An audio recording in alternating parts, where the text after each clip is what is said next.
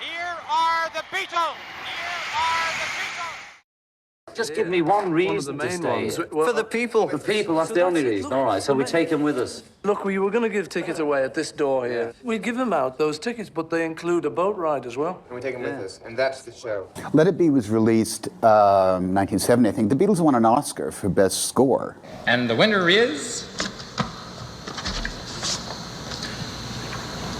The Beatles for Let It Be. John Lennon, Paul McCartney, George Harrison, for Let It Be. Prior to Abbey Road, we had recorded an album called Let It Be. And Let It Be eventually was issued after Abbey Road. Let It Be was originally going to, it wasn't even called Let It Be, it was originally going to be a television special. They wanted to write an album completely and rehearse it, and then perform it in front of a large audience, and for that to be a live album of new material. But we all kind of disagreed about what it was going to be, where we were going to do it, what it would be like. And so that idea got scrapped. It never really materialized. So there wasn't a television special. But we were shooting documentary footage all the time, because before we'd started, McCartney had the idea that we should have a little trailer the week before the TV special was on, of them rehearsing and stuff like that. So the TV special was gone, but we still were shooting the documentary footage every day. And we started rehearsing down in Twickenham Film Studios, and I went along with them. The original idea was that you'd see the Beatles rehearsing, jamming, making up stuff, getting their act together, and then finally we'd perform somewhere as the big end of show concert kind of thing. According to George, according to John, it was all over by Let It Be. It was. And I knew there were some really interesting things, not only of them playing and rehearsing, because no one had ever shot them playing and rehearsing before, but about exchanges between them, between Paul and John, or Paul and George, or George and John, Ringo, whatever. And also the dynamic of sort of what was going on with them at the time, which was different than when I'd first worked with them with Paperback Writer a couple of years earlier. We were very possessive of each other, you know. The four of us had been through a lot together, and we were very close most of the time. We weren't close all the time.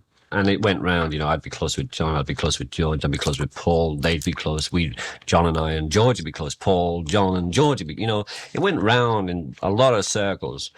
The feeling between the boys wasn't good. There were fights, there were rows. Yoko was always there.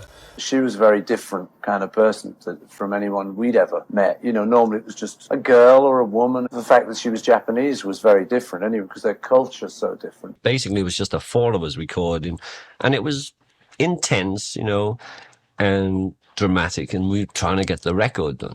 And at the time, it was fairly crazy, you know, and we were getting a bit annoyed.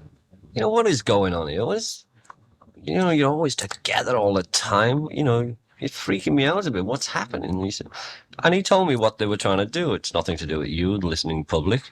But he told me what they were doing. So then I was fine after that. I thought, oh, well, okay. I mean, that's how he wants to do it. You know, that's fine with me. And then I sort of relaxed a lot around Yoko. Because I think she's hysterical. Well, all of that about her being the problem with the group, is that so slightly silly that one woman could be so much of a problem? No, the group had problems long before Yoko came along. Mm-hmm. Many problems, folks. She didn't split the Beatles, because how could one girl split the Beatles, or one woman, you know? The Beatles were drifting apart on their own, you know? But I had a feeling that, because they're musicians, they were interested in making an album. They didn't care about this film footage so much. But I had a sense it'd be really great if we could put it together, but we needed somewhere to be going. We needed a kind of resolution, if it was going to be a movie or a TV special, whatever, movie. I think if you all have decided to do a show, then it should be the best show, because you are the Beatles. You aren't four jerks. And we had the further irritation of being followed by a camera wherever we went. So that during all the recordings, there were handheld cameras being over my shoulder, being shot and so on. Every word was recorded forever. It was just dreadful, dreadful feeling. And being filmed all the time, you know, like that. I just wanted them to go away, and we'd be there at 8 in the morning, and you couldn't make music at 8 in the morning or 10 or whatever it was, in a strange place with people filming you and coloured lights. I mean, really kind of 1944 Hollywood music was being supposed to be, kids. Or in a hospital, they can't all get up and walk. Except for the finale. Oh, yes. I thought, okay, you know, well, it's a new year and we got some new approach. But it soon became apparent that it wasn't anything new. It was just going to be painful again.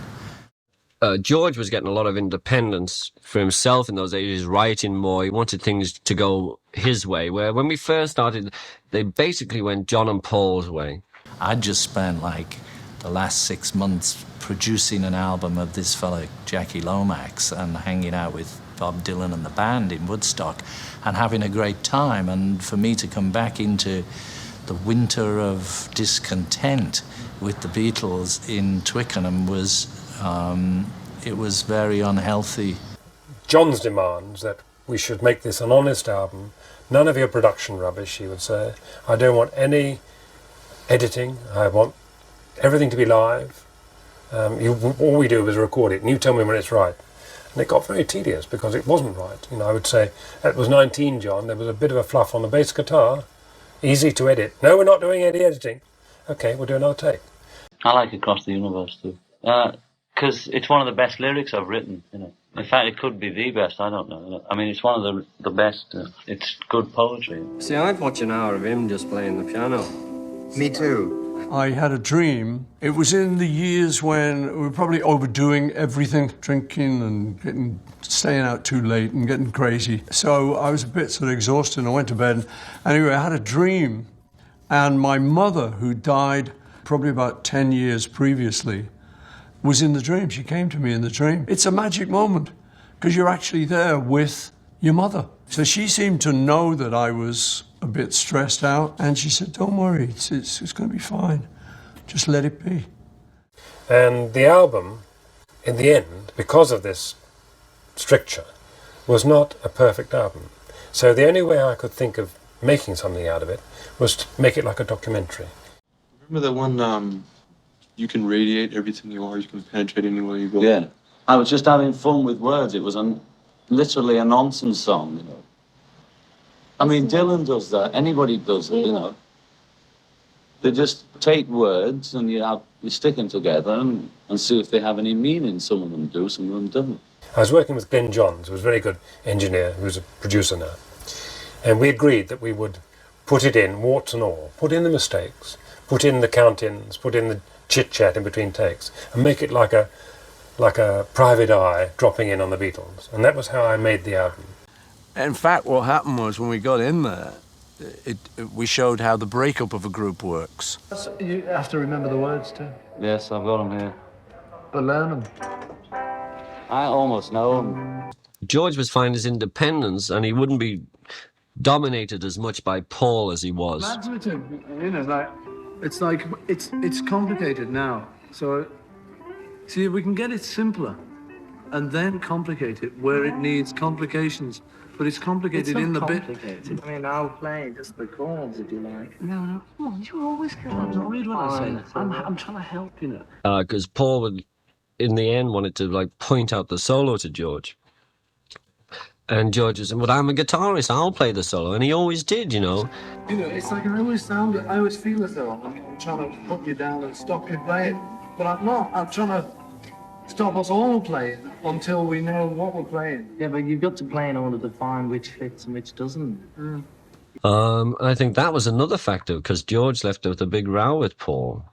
It's funny that how it only occurs when we It's like, should we play guitar all through Hey Jude? Well, I don't think we should. Yeah, okay, well, I don't mind. I'll play, you know, whatever you want me to play. Or I won't play at all if you don't want me to play. You know, whatever it is that will please you, I'll do it. Because Paul like wanted to point out how to play, because it was his song, you see. I mean, he had sort of a right, but no right at all to do that, you know. To say, I wrote the song. It got a bit like, I wrote the song, I want it this way. Where before it was, I want the song, give me what you can give me, you know. Which, that's how it was earlier on, so. I thought I'm quite capable of being relatively happy on my own, and I'm not able to be happy in this situation. You know, I'm getting out of here. So what's our next move? The whole pressure of it finally got to us. So instead of, like people do when they're together, they start picking on each other.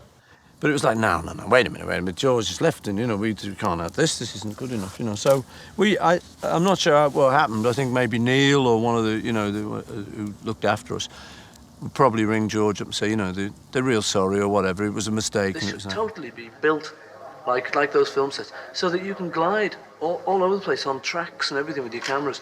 Go places that TV cameras don't go, So that you can come down out of that roof on one long shot right from the back there and just come down on a thing, slowly, like a chair lift. I felt sad, Also felt that film was set up by Paul, for Paul. That's one of the main reasons the Beatles ended. I can't speak for George, but I pretty damn well know. We got fed up of being sidemen for Paul. After Brian died, that's what began to happen to us, After Brian died, we collapsed. Paul took over and supposedly led us, But what is leading us when we went round in circles?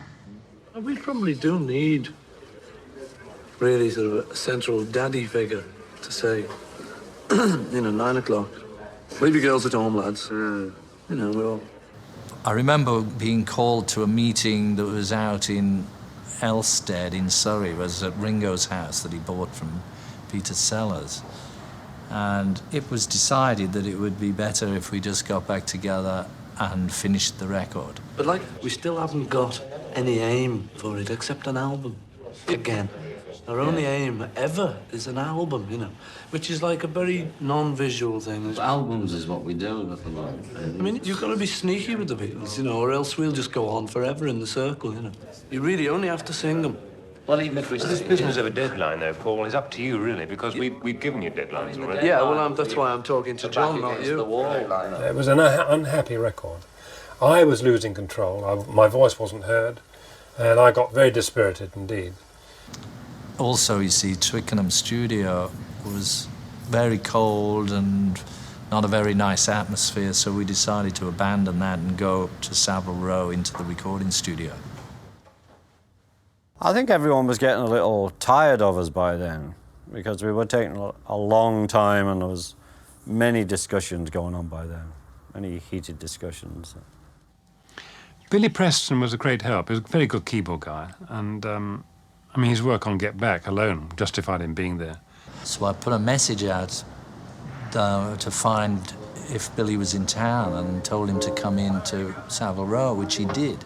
I was with Ray Charles in Europe, and George Harrison came to the concert, and he recognized me, and he sent a note back for me to give him a call.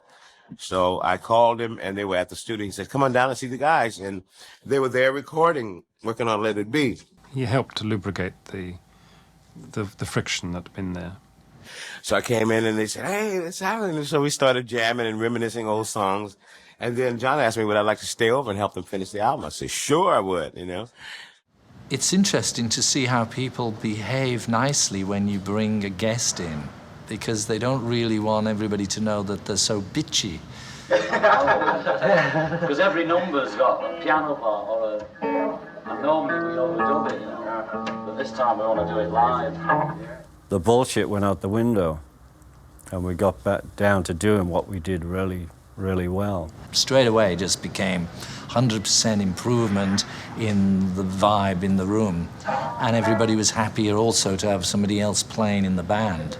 And so then I had this idea that since we'd argued a lot about the television special, and they weren't going to do it there, they weren't going to do it there, so we were having lunch one day, and I said, well, why don't we just do it on the roof? You must just sort of collect... Well, we'll collect our thoughts on it. You must collect yours on what you think you want. You mean you still want expecting us to be on the chimney with a lot of people or something like that? Or even on the stage or the Savile or anything, yeah. Because that was looking for an end to the film, really. And it was one of those, well, how are we going to finish this then? There's not going to be a big concert. Because by then it was really, looking like, well, can we do this, finish this in 2 weeks' time? And so then it was suggested that we go up on the roof and do a concert there. And they did not agree. It was not solid until 10 minutes before we were going to go on the roof. Paul wanted to do it because Paul is very enthusiastic and very resolute. If he wants to get something done, he really wants to get it done. Ringo didn't want to do it so much. He was right to say it was very cold. It was very cold up on the roof. George said, what's the point? And so Paul, yes, George, Ringo, And then John said, well, let's do it. Okay, let's go. Ready? Yes. Over here, I think. The three first thing you Are you getting this down there? And the thing which is so wonderful, the four of them and Billy Preston were up on the roof, and they were happy that all that had been going on, all fights they might have been having or all whatever in the previous month, which people do when they work together, but they love playing together. And so they had an audience. It's the last time they ever played to any kind of an audience. And all that they'd learned and taught themselves and found out from Hamburg to Ed Sullivan to Shea Stadium took place on the roof again. And they were really, really happy, enjoying it, showed they were the best rock and roll band in the world. And then at the end of it, John steps to the microphone, why? And he says, I'd like to say thank you on behalf of the group and ourselves. I hope we pass the audition. Well, we were all married by then, you know, the family, and everyone wanted to do different things, and I wanted to be in movies and stuff. I don't know. You know, it was quite obvious that the Beatles became, you know, I mean, the thing that it started out being, it gave us a vehicle to be able to do so much. You know, as I said, with George writing a lot, so how many songs is he going to get? Do you want to hear the song I wrote last night? It takes a lot to live with four people over and over for years and years, which is what we did. Then I started writing. I used to have one song, you know, then I wrote two. I would have liked two on, but it would have been a battle, you know, to get two of mine on. Then because doesn't matter what I've written today, I still haven't topped Lennon and McCartney. It was stifling us. There was too much restriction. You know, it had to self-destruct. And we'd called each other every name under the sun. We'd got to blows. We'd been through the whole damn show. We'd been together so long. We were living our own lives, you know. I always remember the old song Wedding Bells of breaking up that old gang of mine, you know. The army buddies, the band. And you've got to grow up, you've got to get married, you've got to get girlfriends and have babies and things, and you don't do that in a band. We'd been through the mill together for more than 10 years. You know. We'd been through our therapy together many times, you know. So I kind of think if you look at it, we really came full circle. I think that I couldn't put my finger on one thing why we broke up. It was time, and we were spreading out, you know. Or they were spreading out more than I was. I would have stayed with the band.